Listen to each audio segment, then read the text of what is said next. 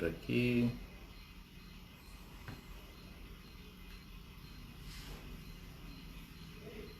Boa noite, pessoal. Hoje, dia 10 de setembro, dia de prevenção ao suicídio.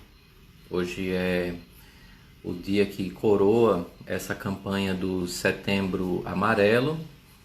Embora essa campanha seja uma construção que se desenvolve nesse mês, mas é sempre bom lembrar que essa luta é uma luta constante, uma luta de todo dia. E aí, meu boa noite para quem já chegou, boa noite para quem vai chegar.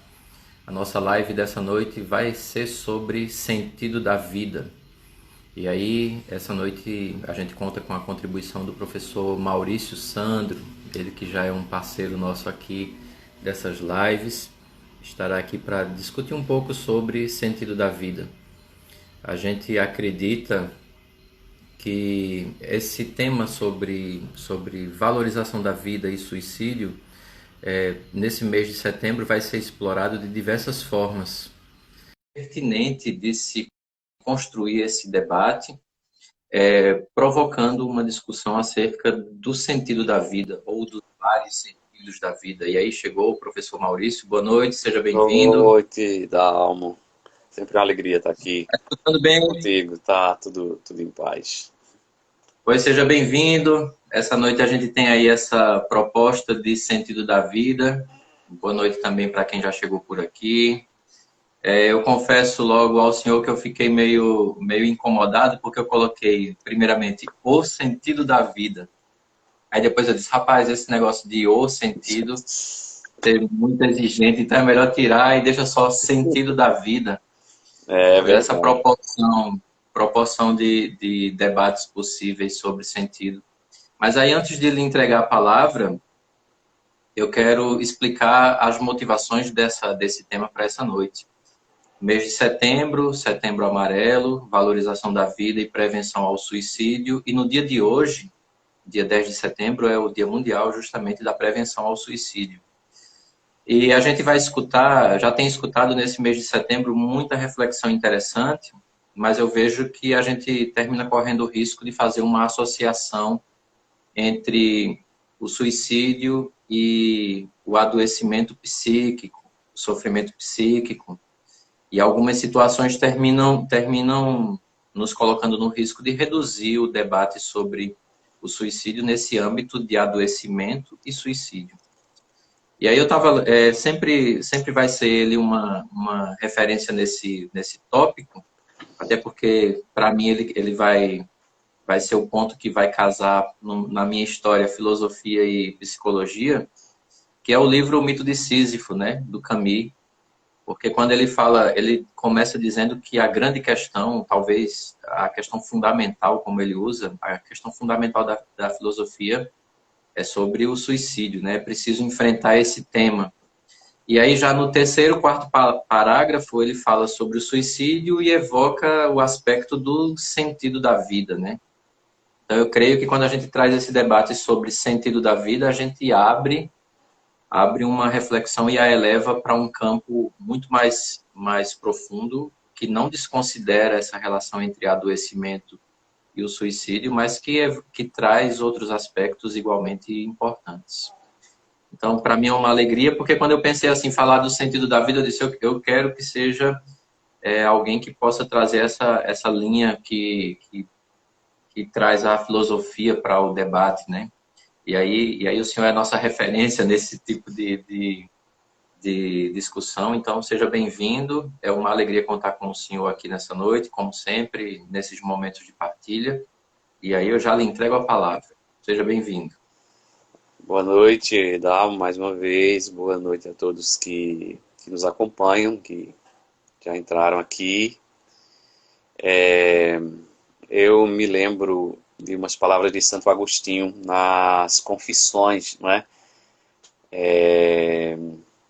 Porque ali naquele texto ele, digamos assim, reflete sobre a vida no sentido propriamente existencial. Quando eu falo em refletir sobre a vida no sentido existencial, eu entendo que não é uma reflexão a respeito da vida a gente estando fora da vida, né? Como se a gente pudesse falar da vida estando fora dela, né? Mas o aspecto existencial significa exatamente que é a própria vida falando através da nossa própria, digamos assim, reflexão, né? E se a gente tem aí no Kierkegaard, né, considerado o pai Uhum. do existencialismo, a gente pode dizer que o texto Confissões de Agostinho, de alguma forma, já coloca essas questões, porque ali ele, digamos assim, abre o coração, né, apresenta os seus dramas, mas tem uma frase de Santo Agostinho nas Confissões em que ele diz o seguinte, lá no texto original, né? Ele diz, terra dificultatis et sudores nimi. Né? Então é uma região, né, uma região difícil e de muito suor, digamos assim. Então falar dessa região, digamos, que é a vida e que é o sentido, não é uma coisa tão simples como muitas vezes a gente imagina, não é? Porque falar daquilo que nós somos é muito mais complexo do que falar de algo fora de nós. E, de alguma maneira, eu penso que às vezes as pessoas, elas acabam, obviamente sem essa intenção, banalizando um pouco o sentido de certas questões que elas são centrais na nossa vida e na nossa existência. Por exemplo, quando alguém diz, a minha vida está sem sentido, né? O que é que a pessoa quer dizer com isso? Não é? Ou seja, qual é o sentido da palavra sentido? Acho que já seria uma primeira questão, talvez, muito interessante para a gente refletir, né? Qual é o sentido da palavra sentido? Quando eu digo sentido, o que é que eu estou querendo dizer? Quando eu digo minha vida tem sentido ou a minha vida está sem sentido, né? E aí eu me lembraria até do Aristóteles lá, né, na Metafísica, quando ele diz que o ser se diz de muitas maneiras, né? Talvez o sentido também se diga de muitas maneiras. Então eu acho que uma primeira questão, digamos assim, como ponto de partida mesmo para a nossa conversa, para o nosso diálogo, seria uma espécie de ou esclarecimento a respeito dessa expressão sentido, né? Ou mesmo que eu não faça esse esclarecimento, mas assim, delimitar, né? Em que sentido eu irei usar a palavra sentido nessa nossa conversa, né? Porque se você coloca uma questão em que não se tem clareza daquilo que você coloca na questão, obviamente qualquer tentativa de ensaio de resposta está fadado à frustração, né? Então, digamos assim, essa pergunta qual o sentido da vida? Digamos assim, qual o sentido da vida? Talvez seja a pergunta que permeia, né, essa nossa reflexão. E, como você disse aí, quando a gente coloca qual o sentido da vida, esse artigo aí, talvez já nos remeta à busca de algo que já está dado de forma prévia, como se fosse um sentido só, né? Daí o tema ser mais sentido da vida do que o sentido da vida. Mas, no geral, as pessoas perguntam dessa forma, qual é o sentido da vida? E eu diria que essa pergunta, ela nem é a pergunta, digamos assim, uma pergunta de hoje, nem uma pergunta de ontem. Ela é uma pergunta de sempre, porque ela é uma pergunta humano-existencial. Humano-existencial, né? E ela é uma questão que ela é autoimplicativa. Porque quando eu pergunto pelo sentido da vida, ou pelos sentidos da vida, né? Ou por uma eventual falta de sentido da vida, né? Eu que faço a pergunta, estou implicado na pergunta. De tal maneira que a pergunta não é sobre, em primeiro lugar, a vida dos outros, mas a pergunta é sobre qual o sentido, ou quais são os sentidos, ou onde encontrar sentido para a minha vida, para a minha existência. Veja só, a pergunta, ela é, como estou mencionando, ela é autoimplicativa, ou seja, nós nos implicamos nessa pergunta quando nós a colocamos. Não é uma pergunta como outra pergunta qualquer, né? Por exemplo, a pergunta sobre a vida, a pergunta sobre o sentido, né? A pergunta sobre o amor, né? São perguntas auto-implicativas, ou seja, nós nos...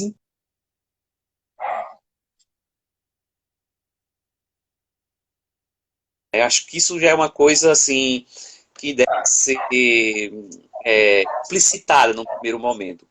E a outra coisa, retomando de alguma maneira, é o que é que nós entendemos por sentido, né? Quando usamos a palavra sentido. Por quê? Porque às vezes ela se banaliza no sentido de que se usa tanto essa expressão, né? Que a gente pressupõe que a gente sabe o que é que ela quer dizer, quando nem sempre a gente sabe. Porque pode ser que o sentido de sentido na minha pergunta seja diferente do sentido de sentido na sua pergunta. E na pergunta de todas as pessoas que estão aqui nos acompanhando. Então, assim, eu acho que um esforço de delimitação para isso seria importante para, quando a gente falar em sentido, né, as pessoas entendam mais ou menos, né, o que se está querendo dizer. Né? Então, eu de alguma forma, estaria um pouco na linha do que escreve o Clodovis Boff num livro intitulado, né, Em Busca do Sentido. Né? E ele vai dizer exatamente que o sentido ele deve ser entendido para que a gente primeiro esclareça a questão como finalidade. Né? Então, se eu traduzo sentido por finalidade, a pergunta pode ser feita de outra maneira, mas que teria, digamos assim, a mesma força de expressão. Né? Qual é a finalidade da vida? Né? Então, quando eu falo do sentido da vida, ou de eventuais sentidos da vida, né? Ou pergunto pelo sentido da vida, eu estaria perguntando pela finalidade da vida, que aí eu posso traduzir ou expressar com outros termos, né? Qual é o propósito da vida? Qual é a razão da vida? Né? Qual é a motivação da vida? Né? Então, eu acho que a palavra finalidade aqui, ela quer dizer tudo isso. Então, quando daqui para frente eu usar essa expressão sentido da vida, eu vou usar no sentido de finalidade. Né? Qual é a razão de viver? Qual é a finalidade? Né? Qual é a meta da vida? Né? E Aristóteles, por exemplo, dizia, né, na sua ética, falando da daimonia, né, que a vida humana ela existe para aquilo que se vai traduzir por felicidade, né, mas dizem que a melhor tradução seria o bem viver. Né? Então, quando se pergunta pela felicidade, que é um termo também que se usa hoje, sem que se delimite com muita clareza o que é que isso significa, né? Eu diria que, de alguma maneira, essa felicidade, ou essa eudaimonia de Aristóteles, ou esse bem viver, né? De fato, é algo que depende da clareza daquilo que seria a finalidade da vida. E embora finalidade remeta a fim, né? Mas o termo fim ele pode ser ambíguo, né? Que eu posso entender de forma positiva qual é o fim da vida como finalidade, mas se eu colocar o termo aqui, qual é o fim da vida, alguém pode entender o fim da vida no sentido de morte, né? Morte como fim da vida. Por isso que o fim aqui é como finalidade. Qual seria a finalidade da vida? E é interessante que essa questão, para mim, ela é fundamental e ela é primordial, porque embora finalidade tenha a ver com aquilo que está na ponta, digamos assim, né? E aqui a gente poderia pensar em utopia também, em sonho, qual é a minha utopia, qual é o meu sonho. Na verdade, essa pergunta é uma causa final, né? É aquilo que está no fim, mas é aquilo que causa a pergunta mais importante da existência, que é exatamente a pergunta pelo sentido. Seria para a gente abrir assim com uma tentativa de esclarecimento um pouco desse termo, né? Mas aí o próprio Clodovis Boff, além de usar essa questão da finalidade, ele vai também falar do sentido como valor, né? Então ele vai acrescentando elementos para que a gente possa enriquecer essa compreensão daquilo que a gente usa, digamos assim, tão facilmente com esse termo, sem muitas vezes, assim, saber o que ele quer dizer, achando que a gente sabe o que é que ele quer dizer, né?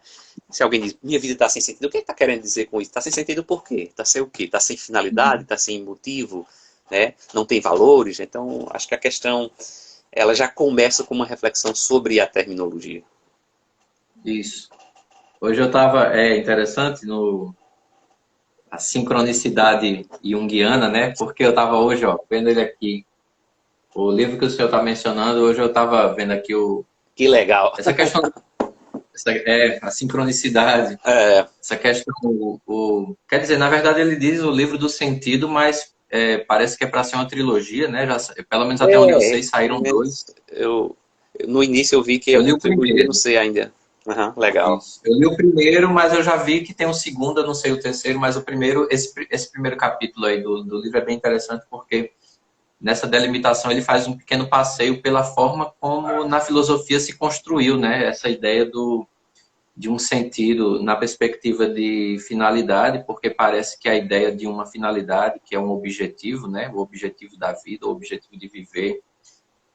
E essa questão do objetivo se direciona justamente para a ideia de um valor, né? Qual é justamente o valor de viver, qual é o valor da vida. Mas eu acho que esse ponto que o senhor colocou já no finalzinho é um ponto interessante para a gente puxar essa história, porque quando se apresenta uma finalidade, é como se essa finalidade justificasse todo o desenvolvimento temporal dessa vida, vamos dizer assim.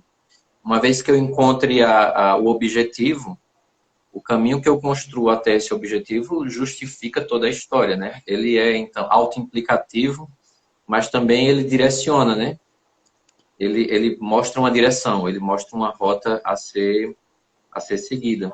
E é aqui que eu acho bem interessante esse tema nesse mês do setembro, sempre, né? Mas assim, especificamente nesse dia, porque parece que o desafio é a perda dessa direção, a perda do valor e também a perda da noção do que seria a finalidade, né? A gente vê essa desconstrução, então. E aí eu volto, eu trago aqui uma visão apresentada lá no mito de Sísifo, porque o Camus diz assim, o suicídio, então, seria a demonstração de que a vida lhe superou, né?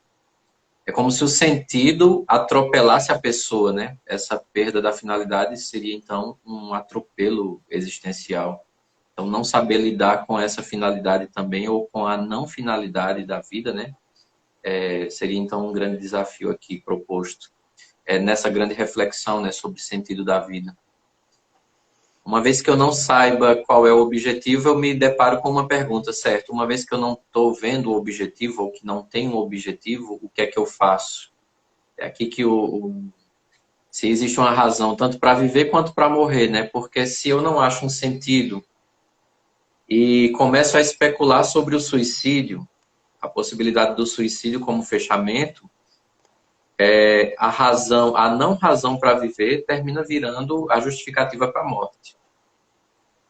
E aqui o debate vai se tornar mais denso, né? Porque a palavra sentido parece não abrigar, então, na forma como a gente constrói, na forma como a religião debate, como a ética debate, a psicologia debate.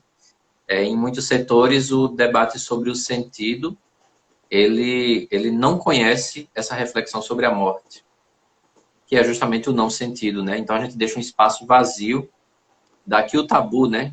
Tabu sobre a morte, tabu sobre suicídio, tabu sobre depressão, justamente porque a gente não consegue lidar com essa noção que seria a negação, né? A negação de um sentido.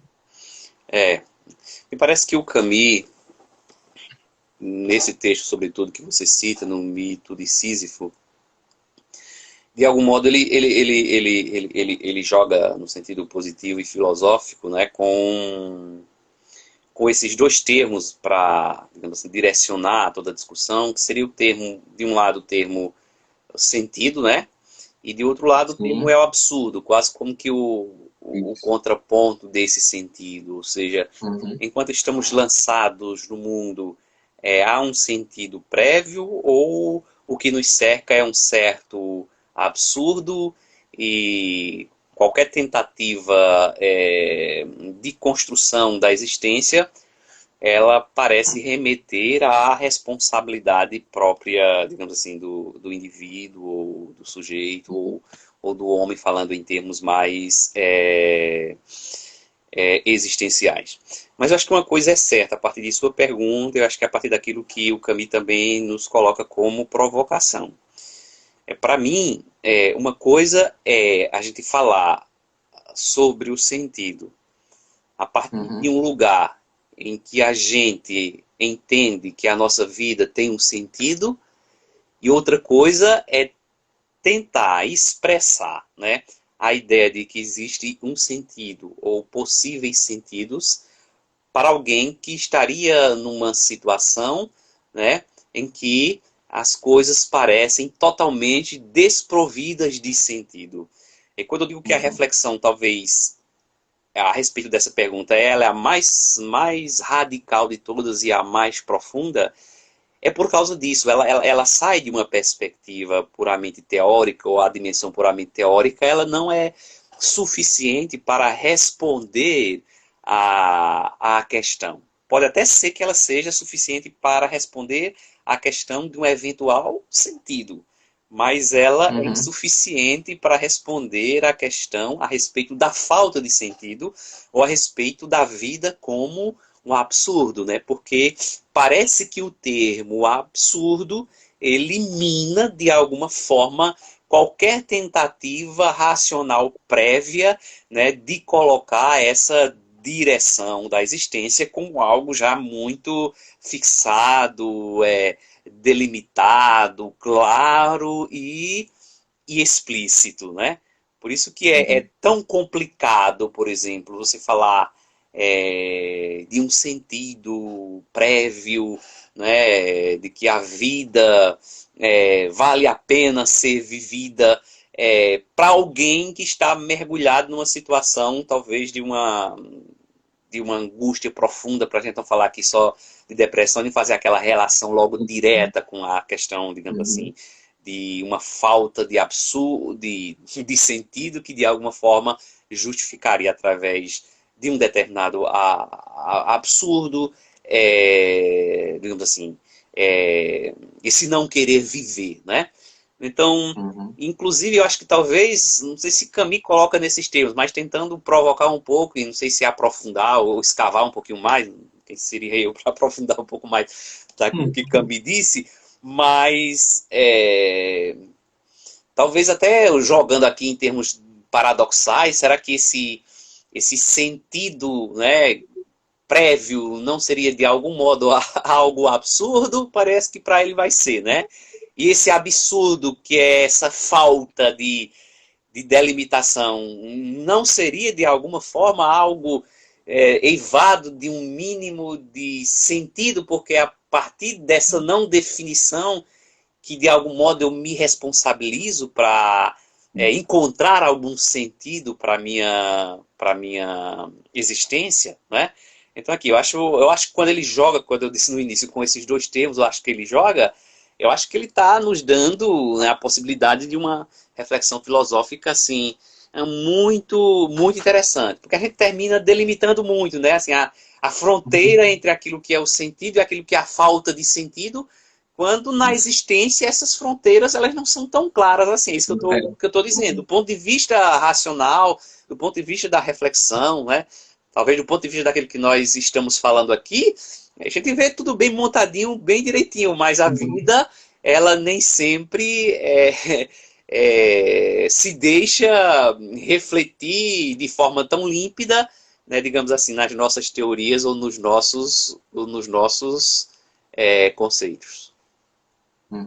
É porque é interessante essa sua fala, porque também está no primeiro capítulo ali do livro do sentido, né, do Clodovil.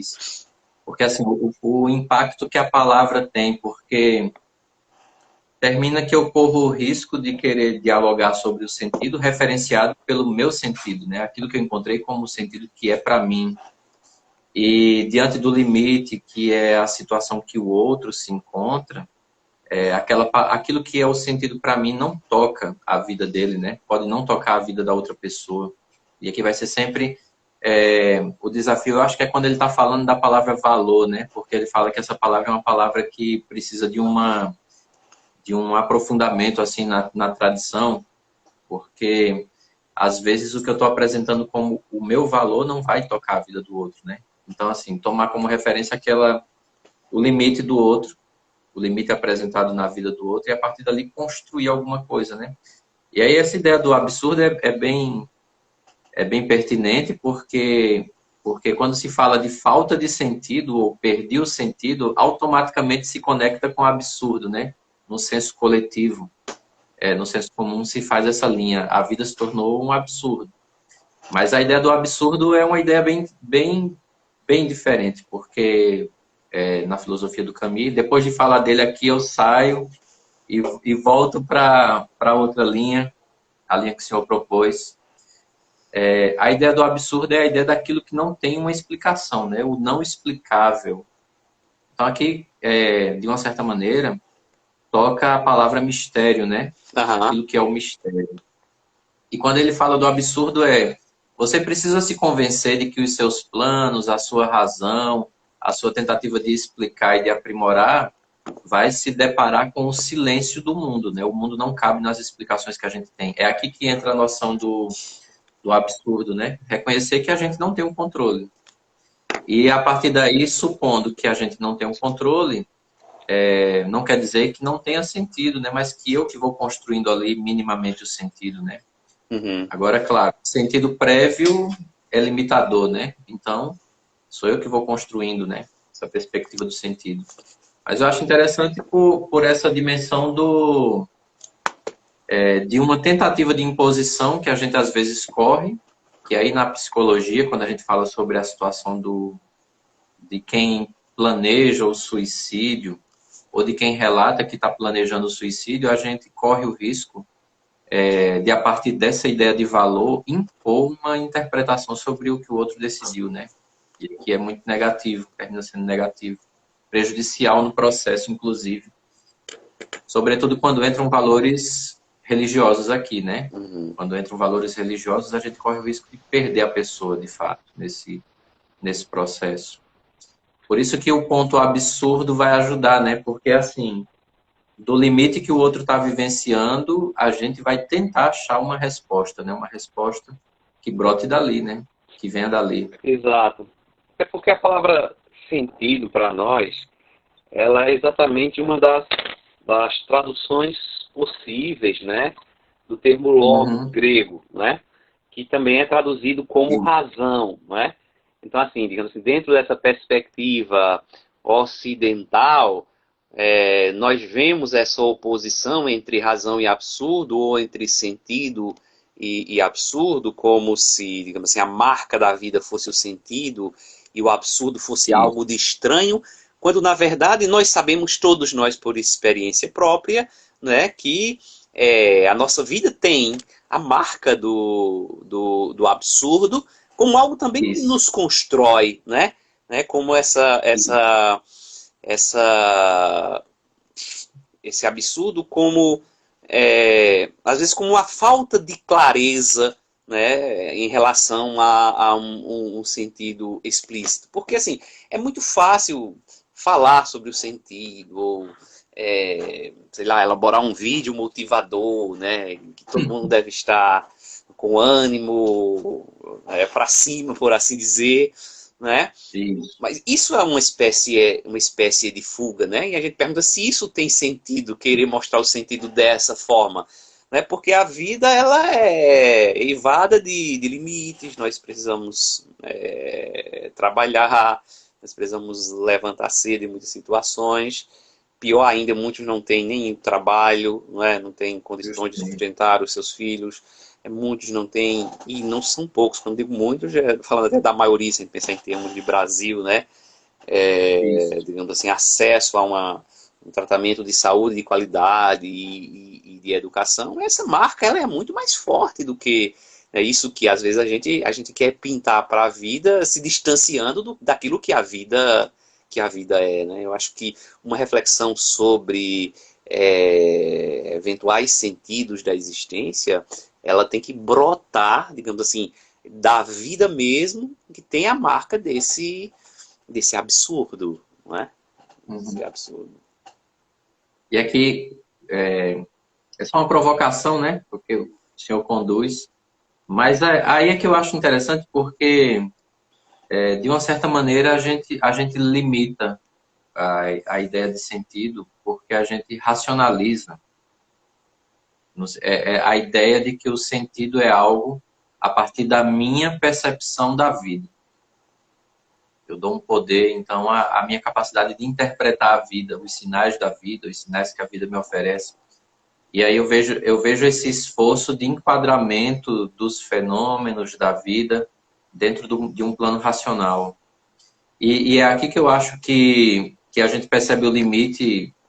Claro que eu vou usar até um termo que já está ali, que é o mal-estar nessa civilização, né? A gente percebe um mal-estar porque a vida mostra o quanto é limitada essa pretensão de controle racional sobre ela, sobre a forma como ela nos conduz, né?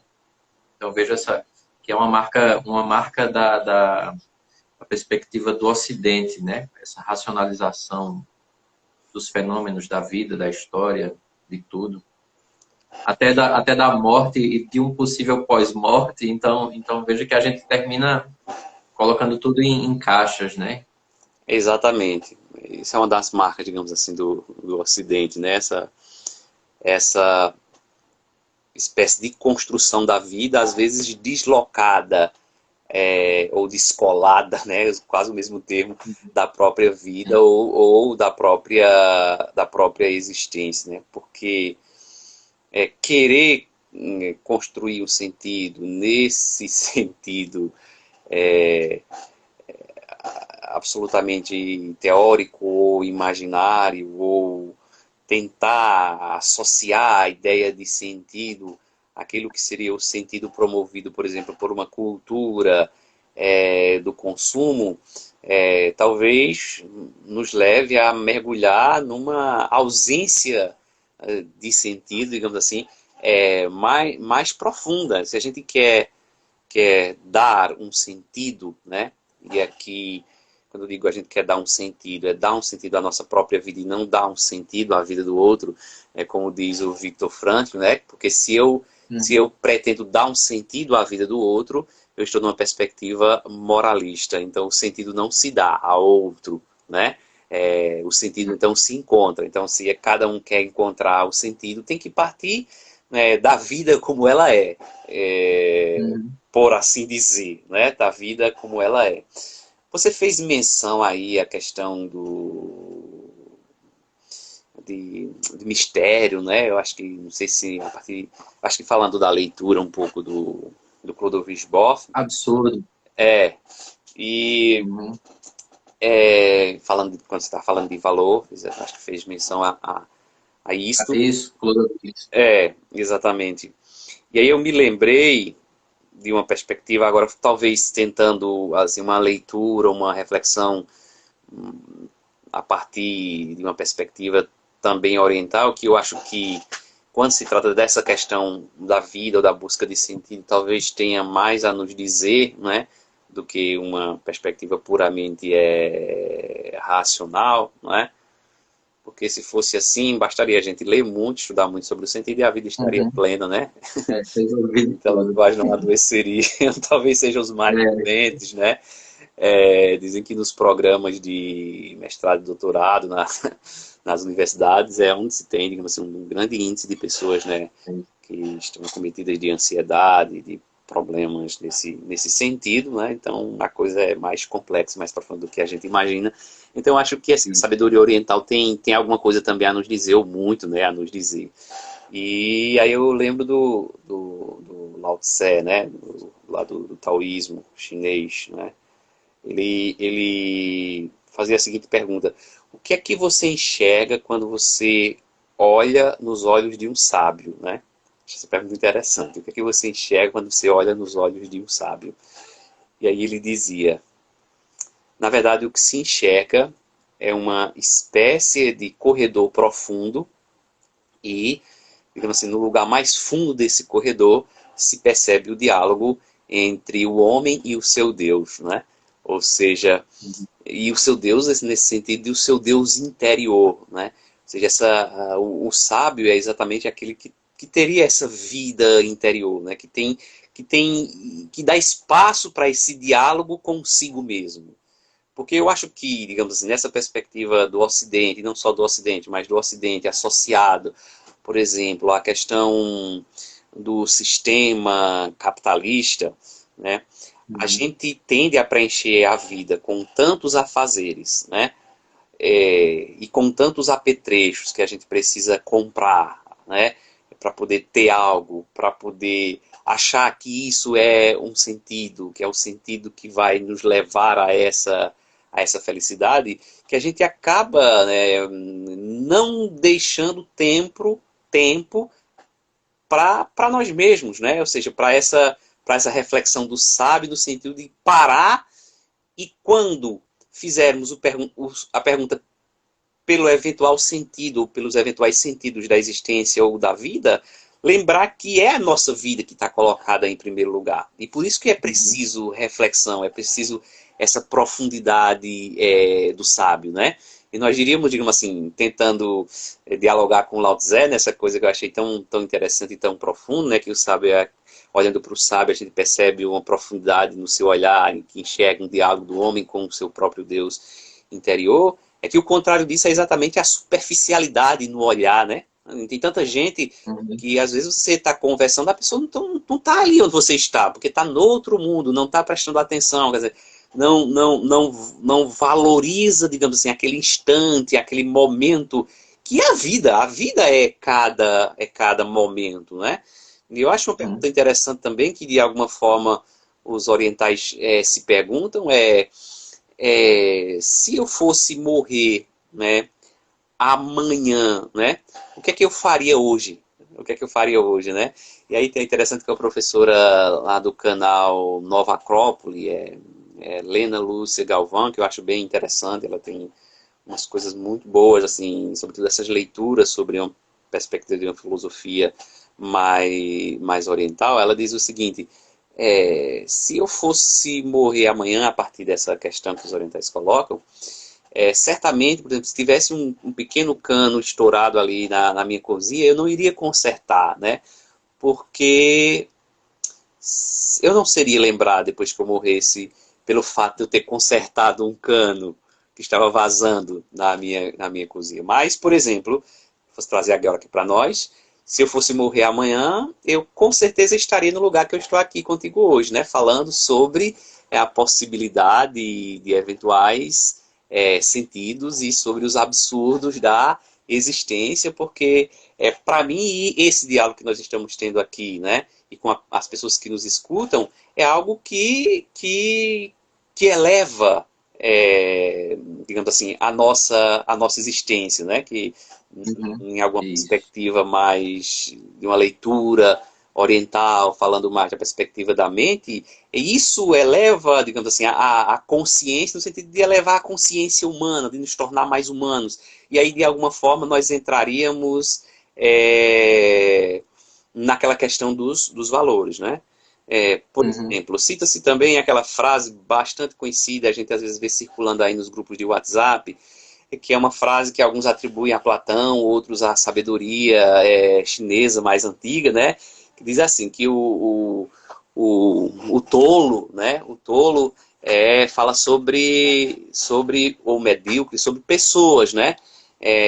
O comum fala sobre coisas e o sábio ele fala sobre ideias, né? Sobre ideias. E aí eu acho que isso é interessante porque não só para que isso passe nos grupos, porque às vezes a gente lê e acha uma coisa bonita, mas aí não para fazer esse exercício reflexivo do sábio, que é tentar aprofundar um pouco, né, isso que se quer dizer. Mas, de fato, eu imagino que a maioria, né, e aqui talvez eu esteja, não sei se estou certo, mas estou imaginando que a maioria, por exemplo, quando a gente passa, talvez, nas praças, né, em tempos que não são tempos de pandemias, ou no lugar onde as pessoas estão conversando, eu acho que a maioria das pessoas está conversando sobre outras pessoas, né? Ou seja, como se tivesse um pouco nessa dimensão do tolo ou do medíocre, né? A Helena Galvão diz até o seguinte, as pessoas ausentes, elas são super importantes, né? Porque se não tiver gente ausente, não tem de quem a gente está falando. Então a gente está, na maioria dos casos, falando da vida dos outros, né? Alguns, né, falam sobre coisas, sobre acontecimentos, sobre fatos. E só os sábios, eles falam sobre ideias, né? Ou seja, talvez se a gente passar por aí, estou imaginando, pelas praças, pelas calçadas, onde as pessoas estão conversando, pouquíssimas pessoas estão falando sobre o sentido da vida, né? Ou sobre o absurdo da existência, ou sobre a própria vida. Ou seja, poucas pessoas estão falando sobre ideias. Nós falamos sobre pessoas e sobre coisas, né? Se a gente trouxesse isso, por exemplo, para o campo da política, estamos no ano de eleições, né? Aí municipais. A gente percebe como muitas vezes se fala o quê? Sobre pessoas, né? Assim, o discurso é muito mais em denegrir a imagem do outro, né? Ou falar sobre coisas e acontecimentos, do que trazer ideias, digamos assim, que de alguma forma construam uma política diferente. Então, acho que essa questão desses exemplos que os orientais trazem com muita frequência sobre o sábio é bastante interessante e nos leva realmente a uma reflexão, acho que um pouco mais aguda. Vou retomar um ponto porque, assim, me chama muita atenção essa ideia de um Deus interior. No final do corredor, você encontra um esforço de comunhão do sábio com o Deus, seu Deus interior. E aí é bem me chama a atenção porque nessa perspectiva aí de encontro, o Jung fala de um necessário solilóquio.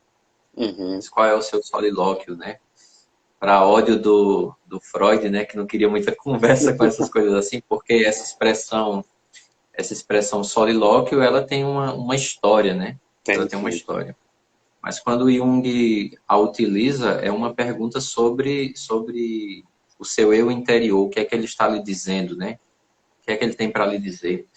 Inclusive no processo terapêutico, essa é uma pergunta muito interessante, porque é o momento em que talvez a pessoa que está ali sentada, falando sobre aquilo que lhe aflige, seja talvez esse momento em que ela se encontra de fato com aquilo que incomoda. Porque quando ela começa o que é que seu eu interior tem a dizer? E é aí que a pessoa finalmente põe para fora, né? Ela se escuta. E aí vem uma pergunta depois dessa, né? Que é o seguinte: você escutou o que você falou, né? Porque ela está externando o que o eu interior falava. Uhum. E aí depois foi certo. Mas você escutou o que você falou? Esse encontro com o que tem de mais íntimo. E aí eu quero trazer isso aqui para lhe devolver como provocação, porque o senhor também falou sobre superficialidade, né? O papel da interioridade nesse processo de construção de um sentido, né? De um Uhum. sentido para a vida. E aí talvez o que a gente padeça nesse momento da história, talvez mais do que em qualquer outro, seja justamente dessa ausência interior, né? A gente se torna estrangeiro de nós mesmos, né? A gente se torna estrangeiro para nós. E aí eu acho que é interessante porque quando o senhor fala de tradições orientais, a gente vê que seria o espaço adequado para tradições religiosas, né? Seria o espaço onde a gente poderia dizer, não, esse seria aqui o papel que a religião pode exercer nesse processo. Uhum. E aí a gente percebe que isso pode se tornar até um critério de julgamento da nossa vivência religiosa, né? Porque ela também está tão superficial quanto aquilo que está sendo criticado. Exatamente. De alguma forma é uma acomodação, né? Essa cultura Uhum. do consumo também bem presente nessa religiosidade, né? Que aparece com mais força na atualidade, né? De tal maneira que quem professa a fé cristã, em muitos casos, está muito mais próximo naquilo que diz, naquilo que faz, né? dessa perspectiva de um sistema capitalista consumista do que o projeto, digamos assim, de Jesus, né? Quase que uma adequação do projeto de Jesus ao meu modo de ser, né? A palavra Jesus é uma palavra muito usada porque ela tem a palavra, enquanto palavra, algum respaldo, né? Mesmo que o meu jeito de ser não tenha nada a ver com esse projeto.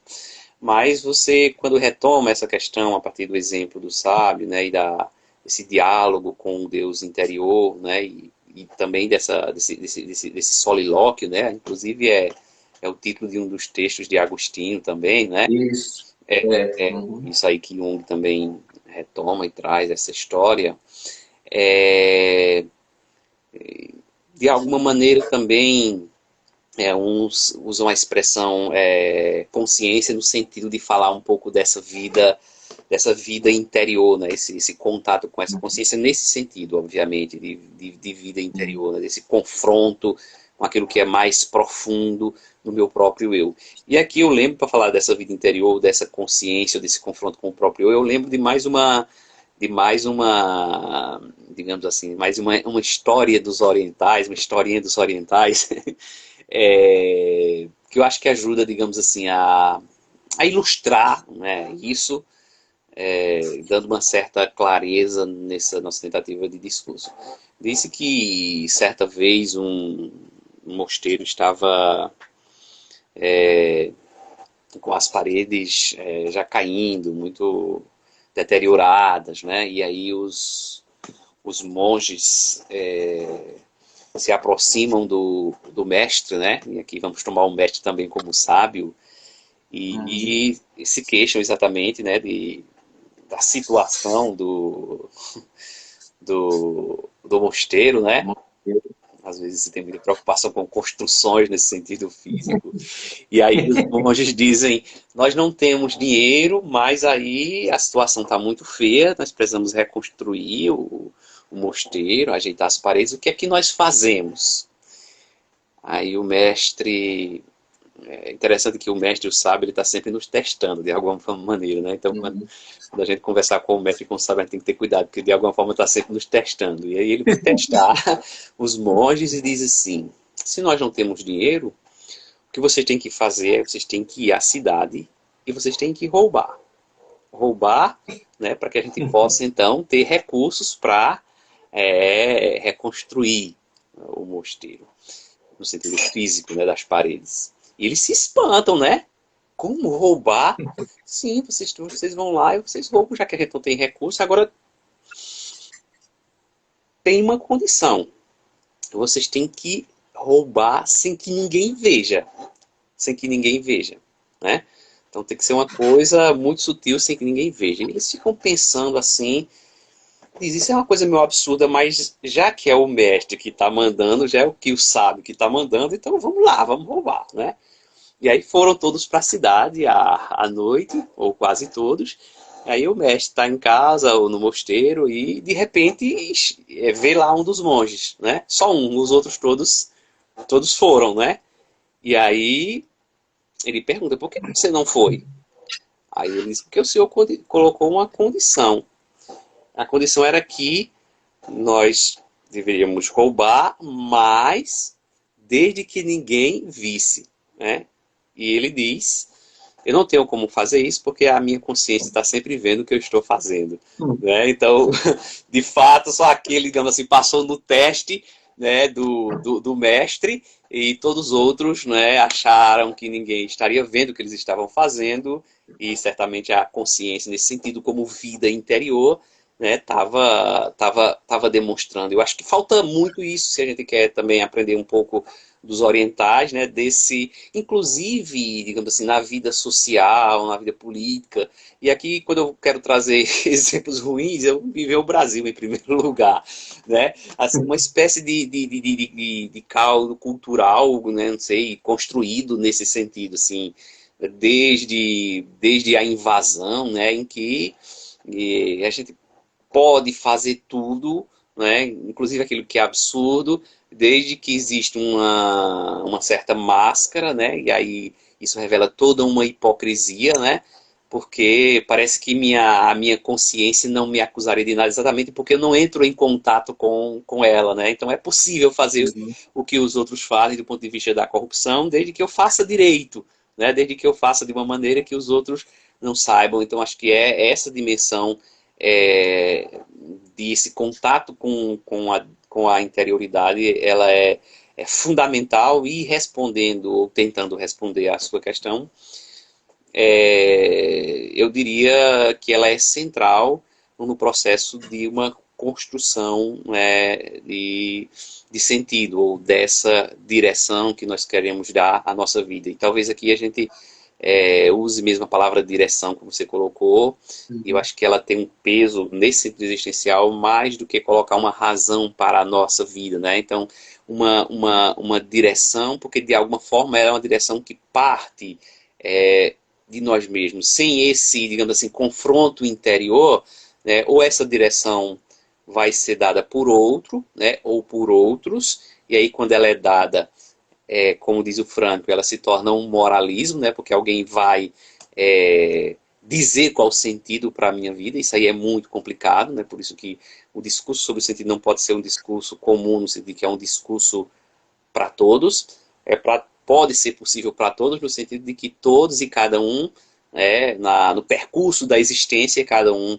deve estar construindo esse sentido, ou procurando encontrar esse sentido, mas sem essa dimensão do confronto interior, eu acho que a vida estaria, de certa forma, frustrada ao fracasso, porque é como se a vida toda, né, eu estabeleci como direção, ou como busca, ou como sentido, aquilo que outros colocaram para mim. E às vezes esse colocaram para mim, às vezes é muito rígido, inclusive do ponto de vista, da religião, né?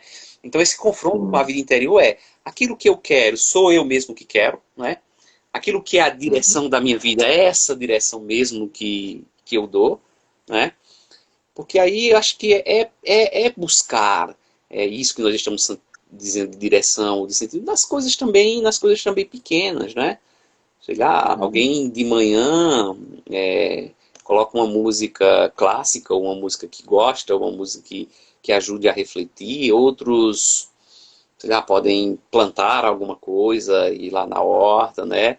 Ou, sei lá, olhar um pouco ali para as formigas nos caminhos aí. Acho que cada um tem o seu jeito, mas eu acho que é uma maneira da gente lidar com as coisas do cotidiano, e que, né, dependendo da nossa vida interior, essas coisas vão ter sentido, né? Vão ter sentido.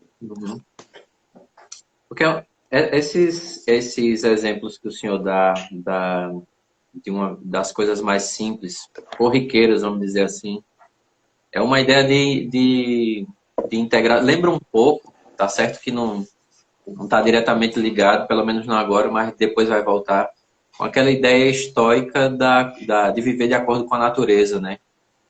Porque eu lembro que um espanto que causa, a terapia, por exemplo, né?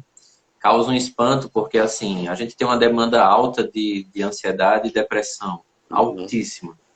90% dos casos giram por aí, pelo menos da demanda que eu acompanho. E aí, quando a pessoa começa a melhorar, aí no final chega uma sessão que a pessoa diz assim: o senhor tem alguma indicação para essa semana? Eu tenho. Vá lá na praia, tira a sandália, espere a água molhar seus pés, sinta o vento, sente, converse e depois venha para casa. Aí a pessoa olha espantado, como se isso fosse a coisa mais estranha do mundo, né? Mais estranha. Mas aí é que eu vejo que essa retomada ou redescoberta das coisas mais simples e corriqueiras do nosso cotidiano abrem um caminho para que a gente possa entender por onde a gente vai encaminhar a nossa vida, né? Por onde a gente deseja que ela caminhe. Eu vou fazer uma proposta aqui, professor Maurício, todo mundo que está aqui, nós temos 54 minutos, quase 55. A minha proposta é que a gente feche essa sessão e abra a seguinte. Pode ser? Essa sessão, essa live e abra a seguinte. Não deixa de ser. Pois é. Fecha essa live e abra a seguinte. Pode ser? Vamos concluir na próxima, tá bom. Pronto, pois então, é rapidinho. Voltem todos e todas. Até mais. Deixa eu ver o que é isso aqui, antes de sair. Coisas miúdas, me encantei. Daqui a pouco a gente comenta essa fala aqui. Vamos voltar daqui a pouquinho.